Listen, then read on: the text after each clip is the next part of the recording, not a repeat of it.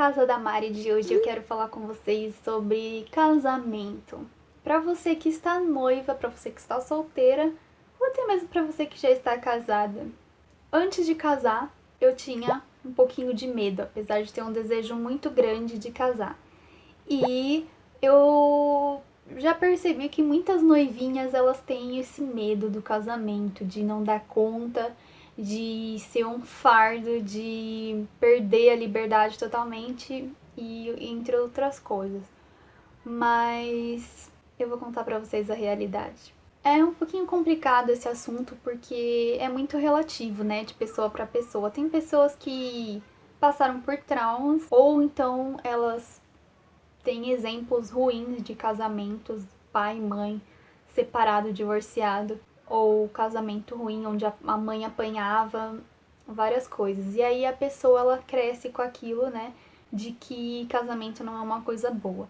Então muitas vezes esse medo vem de traumas e às vezes não tem traumas nesse sentido, mas são feridas causadas por outros relacionamentos e que afetam, né, o nosso emocional. E quando não é nenhum dos dois casos, é medo mesmo do novo, do desconhecido. Mas eu acredito que isso é uma coisa super normal. É normal você ter medo. Afinal, você tá tomando uma decisão muito séria. É uma responsabilidade muito grande. Você vai sair da casa dos seus pais e vai morar com uma outra pessoa e vocês serão, né, os pais, serão os donos da casa, da vida de vocês. Vocês começarão uma nova família. Então, começar uma nova família é uma responsabilidade muito grande, é uma coisa assim muito complicada. A gente tem que realmente pensar muito se é isso que a gente quer.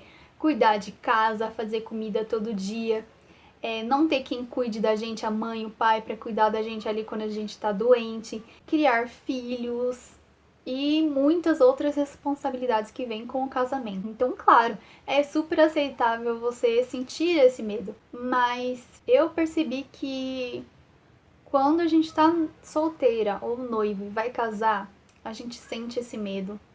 Quando a gente casa e a gente vai ter filhos ou está pensando em ter filhos, a gente sente esse medo. Cada nova fase da nossa vida existe esse medo. Se você vai mudar de país, se você vai mudar de cidade, você fica com medo. E o que é esse medo? É algo normal, é medo do desconhecido, é medo do novo. Você não sabe o que você vai enfrentar. A gente quer ter segurança, a gente como ser humano, nós queremos ter segurança das coisas, queremos que as coisas deem certo. Mas nem sempre a gente se sente capaz, nem sempre a gente se sente bem para enfrentar aquilo, a gente acha que a gente não vai dar conta e, lógico, a gente não faz ideia do que vai acontecer. Então, o medo toma conta da gente. Com relação ao medo do casamento, é tudo isso mesmo? Vou falar sobre mim. Eu sempre fui uma pessoa muito medrosa para várias coisas, principalmente com relação a mudanças, assim, com relação ao novo, a ousar, a dar um passo para alguma coisa. E com o casamento não foi diferente. Lógico, foi uma coisa que eu sempre quis, sempre desejei, tava esperando há muito tempo, orando por muito tempo. Mas eu apesar de querer essa nova vida, eu tinha muito medo.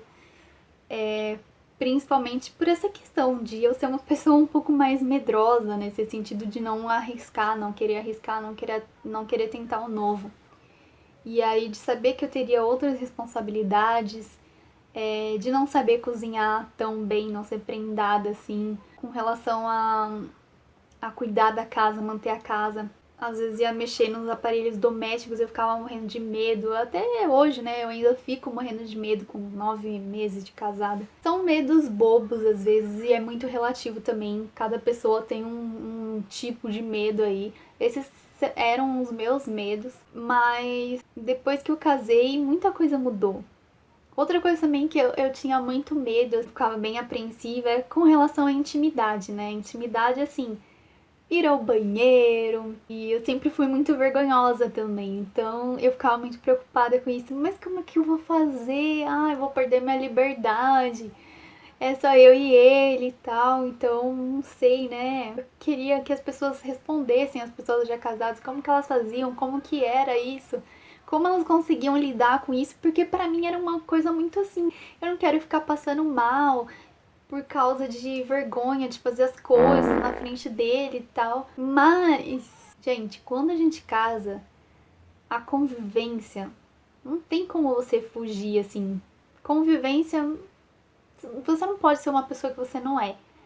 E por mais que você tenha técnicas, meios aí, truquezinhos pra lidar com algumas coisas, não dá pra fugir por muito tempo. E com relação a ir ao banheiro e essas coisas, essas intimidades aí muito pessoais. Nesse tempo, tanto eu quanto o meu esposo, a gente ficou doente, a gente passou por maus momentos. E aí, gente, quando você fica doente, quando afeta a sua saúde, minha filha, não tem como você fugir. Não tem, simplesmente não tem. Porque você tá lá debilitado e tal, aí dá uma dor de barriga, ou você tá com o intestino preso. Então, às vezes, você tem que conversar sobre essas coisas, você tem que falar, você tem que se abrir. Às vezes a pessoa vai ouvir, não precisa nem falar. Mas acontece, gente, acontece, né? Normal. A gente tenta, né, manter a privacidade. Quem é mais reservado, porque tem gente que não liga, né? Mas quem é mais reservado tenta aí manter a privacidade nesse sentido, mas nem sempre é possível. Então, assim, a dica que eu dou pra quem também tem esse medo, esse receio, tem vergonha com relação a essas intimidades, é não se prenda. Literalmente, não se prenda. Porque quando a gente fica aí pensando no que o outro tá pensando, se ele sabe que vou no banheiro fazer o número 2, ele vai ouvir isso e aquilo, a gente bloqueia o cérebro e bloqueia o intestino. Porque o cérebro é o nosso segundo... Não. O intestino é o nosso segundo cérebro, né? Então, quando afeta as emoções, afeta também o intestino. E aí, quem sofre é você. É uma coisa tão boba. É muito mais fácil você fazer o possível para logo no começo perder essa vergonha, sabe? Conversar mesmo sobre isso. Comunicação. Comunicação é a chave. Converse sobre isso, deixe as coisas bem claras, que com o tempo você vai acostumando, vai perdendo a vergonha e vai facilitar muito a vida. Mas é besteira. Realmente, as pessoas falavam, outras casadas, né? Me falavam isso e eu falava, ah, mas como? Como que pra você é normal? Como que você não se sente assim e tal? E aí hoje eu vejo que realmente é besteira. Me arrependi de ter casado?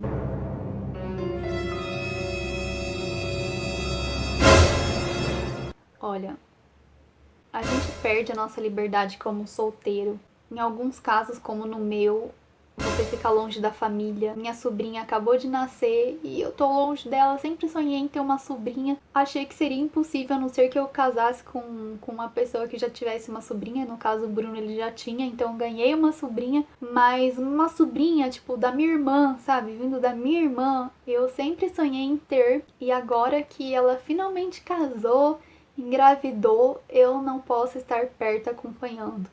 Então, ficar longe da família é complicado. Ter que dar satisfação pra pessoa de tudo que você vai fazer quando você vai sair e tal. Você perde aquela independência pra quem é muito assim, não gosta de dar satisfação pra ninguém. Acabou. Acabou. Você tem que dar satisfação pra tudo. Nada de marcar compromisso sem falar com o marido, porque vocês são uma só carne. E principalmente a gente como cristã, a gente tem que se submeter ao marido, não no sentido de ser escrava dele ou fazer tudo que ele quer e ele mandar na gente, mas vocês são parceiros, são companheiros, é tipo sócio, uma sociedade. Então vocês têm que se comunicar, têm que entrar em um acordo.